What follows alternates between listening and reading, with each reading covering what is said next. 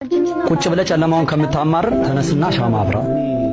ዓለማችን ላይ 96% የሚሆኑ ሰዎች አማራሪዎች ናቸው ይለናል ጥናቱ። ለምን ታዲያ 4% ከሚሆኑት አመስጋኞች ማለት አትሆንም? ሁለት ህፃናቶች ተፈጠሩ፣ ተጠባብቆ ነው የተፈጠሩት። መለያየት አይችሉም።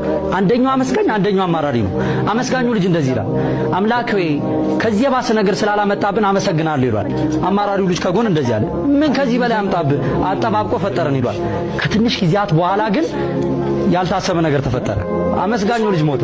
የአማራሪው ልጅ ጣፈንታ ምን ሆነ? የአመስጋኙ ልጅ ሬሳ ተሸክሞ መኖር ጀመረ ማለት ነው። ባማረርክ ቁጥር ያማረርክበት ነገር ወደ አንተ የሚመጣበት ፐርሰንት ይጨምራል። ለማመስገን እነዚህን ሶስት ነገሮች ማየት በቂ ነው። ምክንያቱም ማማረር የብዙሃኖቻችን ደስታ ስላጠፋብን። የመጀመሪያው ይሄ የመግነዝ ጨርቅ ነው። አንተ ኖረህ ያልሰራህበትን ሰዎች ግን ቢኖሩ መስራት እየቻሉ ግን የዛሬዋን የፀሐይ ብርሃን ያላዩ ብዙ ሰዎች አሉ። ስለዚህ ማን ያዟል? ያንተን ህይወት ለኔ በስንት ትሸጥልኛለህ? የማይሸጥ ከሆነ በነፃ በተሰጠ ነገር ላይ አመስግን። ሁለተኛው ነፃነት ነው። ነፃነት እግርና እጄ ታስሯል አይደል?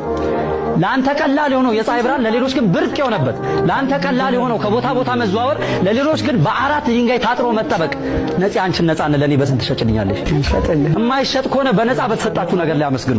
ሶስተኛ እንግዲህ ላውልቀው፣ ይሄንን ወጣት ተመልከቱት። 7 ዓመት መራመድ አለመቻል፣ ከ10 እስከ 12 ሴንቲሜትር በአንገቱ ብረት ገብቶ ለ10 ወራት መተንፈስ፣ ግን መንፈሱ ጠንካራና አመስጋኝ ስለነበረ ከዛም በኋላ 2 መጽሐፍ ጽፏል። ተመልከቱ እንግዲህ እናንተም ይሄን ቪዲዮ የምታዩ ሰዎች አይናችሁ ያያል። ይሄን ቪዲዮ የምትሰሙ ሰዎች ጆሮአችሁ ይሰማል። ይሄንን ቪዲዮ የከፈቱ እጆቻችሁ ይሰራል።